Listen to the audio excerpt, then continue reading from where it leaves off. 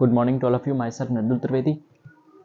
हम इस वीडियो में डिस्कस करेंगे अबाउट द सेडिशन लॉ, जिसके पहले हमने डिस्कस किया था। उससे रिलेटेड जो केसेस फिर हमारे कोर्ट में आए और फिर उससे क्या क्या नई नई बातें हम सेडिशन में नई नई बातें इंक्लूड हुई, वो हम इस वीडियो में डिस्कस करेंगे। तो हम देखेंगे इसमें 3-4 केसेस आए थे। पहला था बलवंत सिंह केस, फिर था पी अलवी केस और फिर केदारनाथ केस, या फॉर्मेट कोई भी हुआ, लेकिन इन केसेस में हाँ कई सारी नई बातें हमको जानने को मिली। क्या मिली? हाँ, क्योंकि ये इम्पॉर्टेंट है मेंस के पर्सपेक्टिव से, इसलिए मैं इसे यहाँ पे रख रहा हूँ, हाँ बता रहा हूँ। हाँ, तो हम देखते हैं पहला केस कौन सा था। तो वैसे तो मैंने इम्प्रॉपर, मतलब केस कोई सा भी हो, ईयर इम्पॉर्टेंट नहीं होता है केसेस का। हाँ, जो केसेस का ईयर होता है, हाँ कि कौन से साल में ये केस आया, तो ये इम्पोर्टेंट नहीं होता। उनसे क्या क्या चीज़ें नई इंक्लूड हुई वो इम्पोर्टेंट होता है। तो हम देखेंगे पहला एक केस था बलवंत सिंह केस। तो इसमें क्या था, सेडिशन लॉ अप्लाई हो जाता है जो बलवंत सिंह होते हैं उनके ऊपर। अब कैसे होता है वो हम देखते हैं। जैसे फॉर एग्जांपल, यहाँ अगर कोई पाकिस्तानी आ जाए, हाँ, या कोई पाकिस्तानी उसका संबंध में हो, तो फिर वो यहाँ पे नारे लगा रहा है पाकिस्तान जिंदाबाद, पाकिस्तान जिंदाबाद, पाकिस्तान जिंदाबाद, तो क्या होगा? हाँ, हो सकता है हाँ कि उसे जेल में डाल दिया जाए। हाँ, और अगर यहाँ लगा रहा है तब तो कोई बड़ी बात नहीं है। अगर पाकिस्तान में हाँ हिंदुस्तान जिंदाबाद बार बार लगा रहा है नारे, हाँ, तो पक्का उसे जेल में डाल दिया जाएगा, तो मार दिया जाएगा। हाँ, क्यों? इनेमी है हम लोग के, वो दुश्मन है, इसलिए।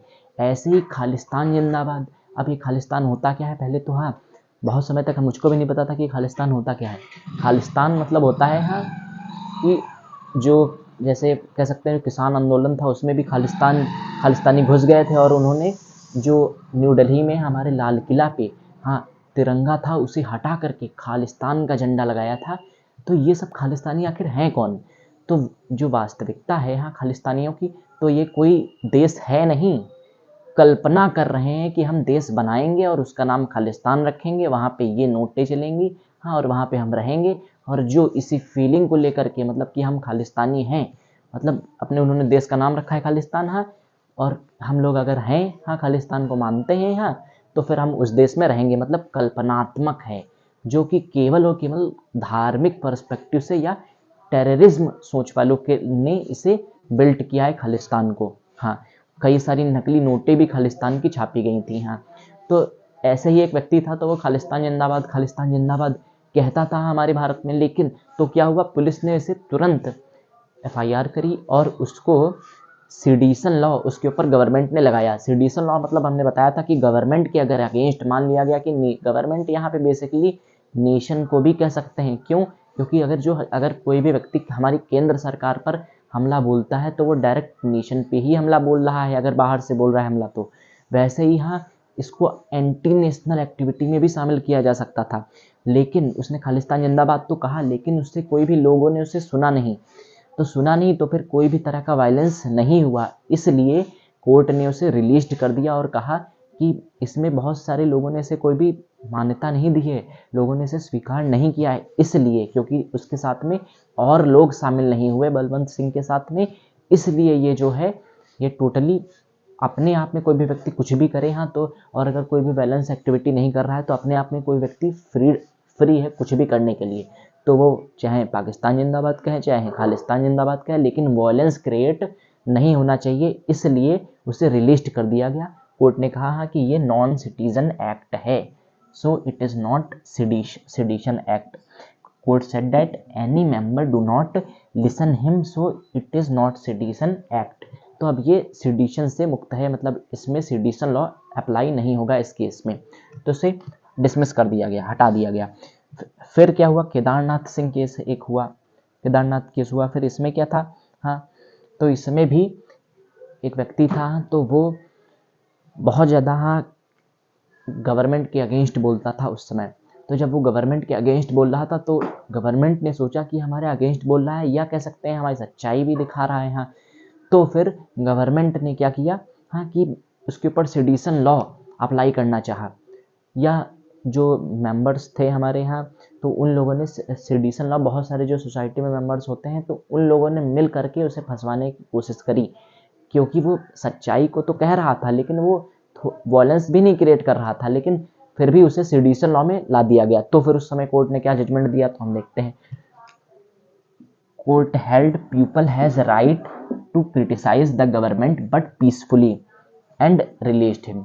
कोर्ट ने क्या किया कि जो केदारनाथ केस था तो इसमें भी जो बोल रहा था ऐसे हाँ कि गवर्नमेंट के अगेंस्ट में, लेकिन वो पीसफुली बोल रहा था, इसलिए कोर्ट ने कहा हाँ कि अगर वो पीपल के पास यानी जो व्यक्ति है, हाँ सामाजिक व्यक्ति जो है, सिटीजन है हाँ किसी भी कंट्री का, उसको पूरा अधिकार है गवर्नमेंट को क्रिटिसाइज करने का। मोस्टली अगर हम देखें तो कोई भी व्यक्ति गवर्नमेंट को क्रिटिसाइज नहीं करता है। जो उनसे रिलेटेड बिल्स होते हैं, जो जब हमें वो अच्छे नहीं लगते हैं या फिर जब हमारी कोई नई नई मांग होती है हाँ तो फिर हम क्रिटिसाइज करते हैं गवर्नमेंट को। तो गवर्नमेंट को हम नहीं वहाँ पे क्रिटिसाइज कर रहे होते हैं, हम लोग उनके बिल्स या लॉ या फिर कोई भी नई चीज़ को पाने के लिए, हाँ कोई भी राइट्स को एक्वायर करने के लिए हम लोग क्या करते हैं, हाँ कोई भी तरह का वायलेंस नहीं करते हैं, हाँ अपनी आवाज़ को रेस करते हैं, अपनी वॉइस को रेस करते हैं। तो फिर ये कहा कि ये गलत है।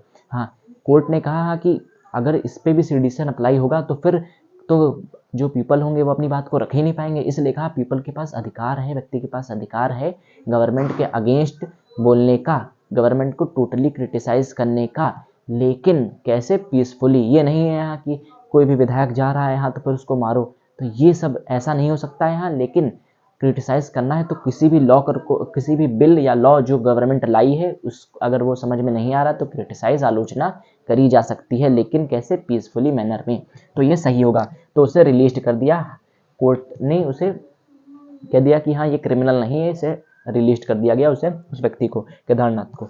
फिर अब क्या हुआ उसके बाद, एक और केस आया। मतलब यहाँ पे पहला एक ऐसा केस आया, मतलब यहाँ पे ये बात कही गई जो कि सेडिशन लॉ के, ये दोनों ही केस सेडिशन लॉ के विपरीत थे। मतलब इनमें सेडिशन लगाया तो गया लेकिन इनका कोई मतलब नहीं था सेडिशन का। पहला जो केस अराइज हुआ इसमें खालिस्तान जिंदाबाद वो बोल रहा था, लेकिन वो अपने में ही बोल रहा था, तो फिर कोई भी वायलेंस क्रिएट नहीं हुआ। दूसरे केस में क्या हुआ हाँ कि पीपल बोल तो रहा था, क्रिटिसाइज कर रहा था गवर्नमेंट को, लेकिन वो कोई भी एंटी नेशनल एक्टिविटी नहीं कर रहा था, वो अपने हक के लिए गवर्नमेंट की आलोचना कर रहा था, तो इसलिए उस पर भी सेडिशन लॉ अप्लाई नहीं हुआ। फिर इसके बाद एक और केस के बारे में डिस्कस करूंगा, court held at P case ये है हाँ। तो इसमें क्या हुआ पी केस में कि court held at raising of slogans is not a sedition. मतलब जैसे बहुत सारे गवर्नमेंट के अगेंस्ट या फिर बहुत लोग कहते हैं हाँ कि जैसे फॉर एग्जांपल कि अगर कोई भी यहाँ बेरोजगार है तो फिर वो नए नए स्लोगन्स को बनाए हाँ गवर्नमेंट के विपक्ष अगेंस्ट हाँ। तो कहा कि ये भी जो है हाँ एंटी नेशनल एक्टिविटी नहीं है, ऐसे सेडिशन में नहीं इंक्लूड करना चाहिए। वो गवर्नमेंट को एक तरीके का वे है, वेपन है हाँ गवर्नमेंट को क्रिटिसाइज करने का, लेकिन ये भी नॉन वायलेंस तरीके से हो रहा है। तो इसलिए रेजिंग ऑफ स्लोगन, जो हम स्लोगन के जरिए हाँ गवर्नमेंट से कोई अपनी बात रख रहे हैं हाँ कैसे भी हाँ आंदोलन वगैरह करके हाँ, तो वो सेडिशन लॉ नहीं है हाँ, उसमें ये नहीं होना चाहिए हाँ। सेडिशन लॉ का मतलब भी मैंने बताया था कि सेडिशन लॉ वो होता है कि अगर गवर्नमेंट के विपक्ष में कुछ भी बोला तो आपको जेल होगी, ये सेडिशन लॉ का मतलब होता है। तो वो सेडिशन लॉ में नहीं आएगा हाँ। Raising of slogan is not the sedition. Please take a screenshot. Thank you.